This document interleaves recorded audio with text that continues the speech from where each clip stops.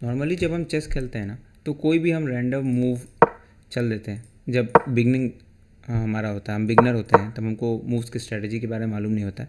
एक बेसिक जो चेस खेलते समय हमको ध्यान रखना है कि जो वीक पॉइंट्स होते हैं, गेम जीतना है बेसिकली, राजा को चेकमेट करना है, किंग को चेकमेट करना है, उस समय जो वीक पॉइंट्स होते हैं वाइट के लिए वो है F2 और ब्लैक के लिए दिस इज़ F7। तो ये दो वीक पॉइंट्स होते हैं, हमको इसी को अटैक करना होता है बेसिकली। तो एक ट्रैप है जो कि वाइट जनरली प्ले करता है। शुरू में मुझे भी मालूम नहीं था, तो जब लोगों के साथ खेलना शुरू किया तो ये मूव मुझे पता चला। इनिशियल ये बिगनर लेवल के लिए है, आप खेल के काफ़ी मैचेस जीत सकते हो अगर स्कूल वगैरह में खेलते हो तो सपोज़ आपने वाइट है आपका और आप पहला मूव चलते हो E4, इसके रिस्पॉन्ड में ब्लैक E5 चलता है। अब सबसे इम्पोर्टेंट बात जो है लॉजिकल थिंकिंग, सोचने वाली बात, कि पहला मूव हम इन दो लाइंस के अराउंड क्यों चलते हैं। जब हम ये मूव चलते हैं सेंटर कैप्चर करते हैं, हम बेसिकली मूव में हम सेंटर कैप्चर करने की कोशिश करते हैं। अगर सेंटर कैप्चर होगा तो हम सेंटर से किसी भी डायरेक्शन में अटैक कर सकते हैं।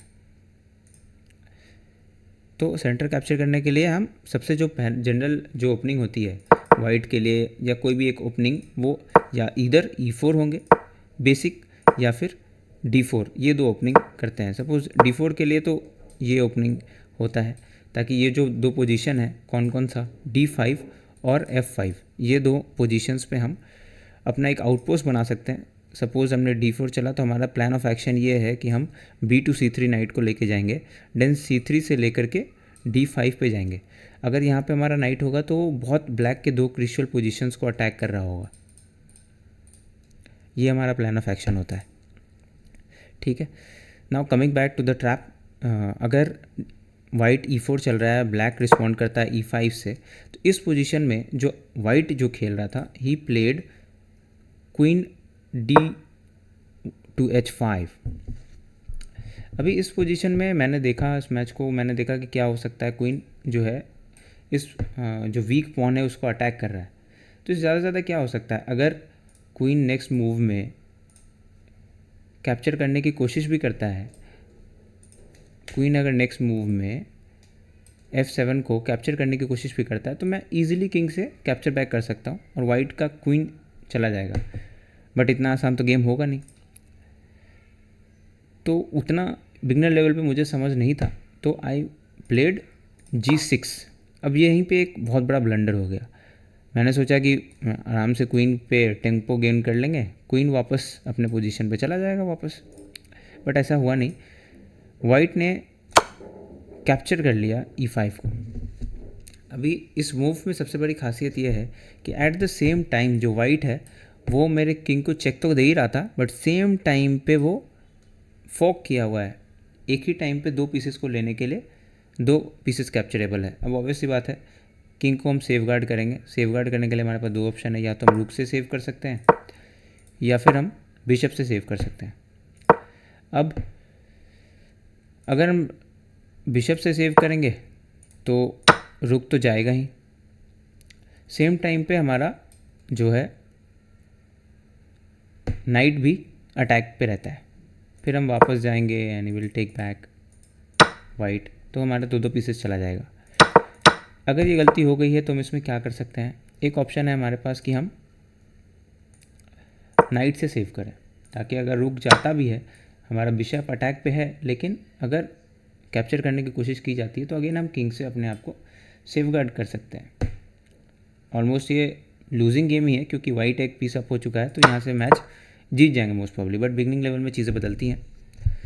एक और जो ऑप्शन है हमारे पास कि हम क्वीन E7 रख दें।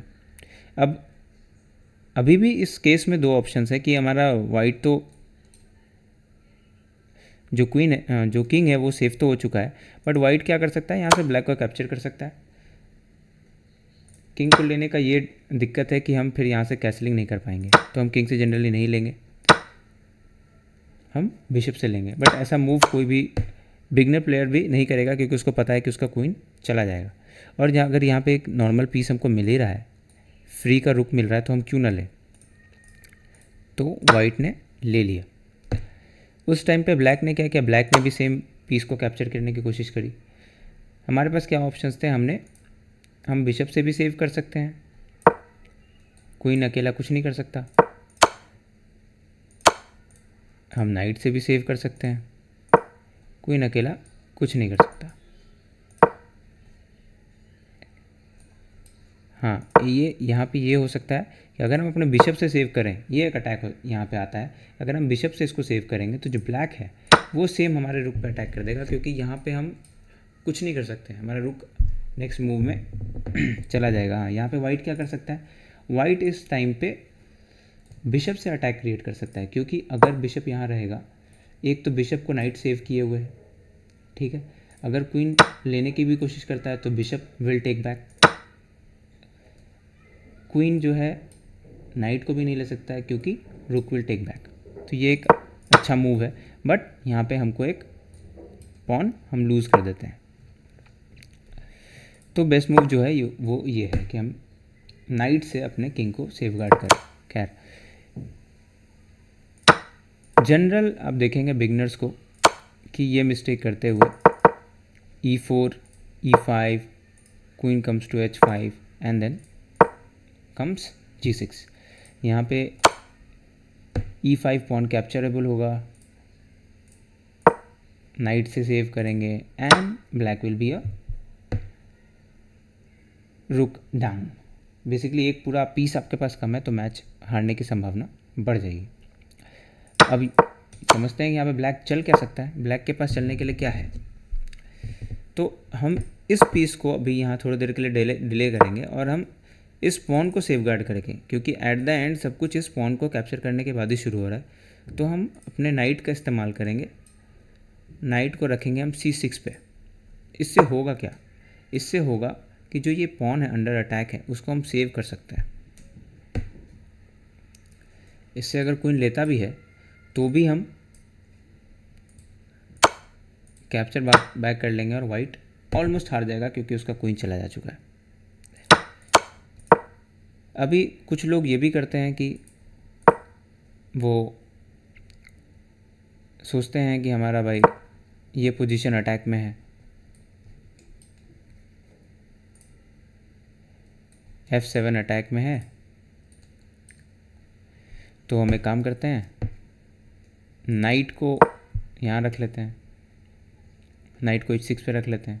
अब इस सिचुएशन में क्या होगा, जो वाइट है वो क्या करेगा, आपको एक फ्री पॉन देगा खाने के लिए, और आप जैसे ही एक फ्री पॉन खाएंगे वैसे ही वो आपके नाइट को ले लेगा, विल कैप्चर बैक।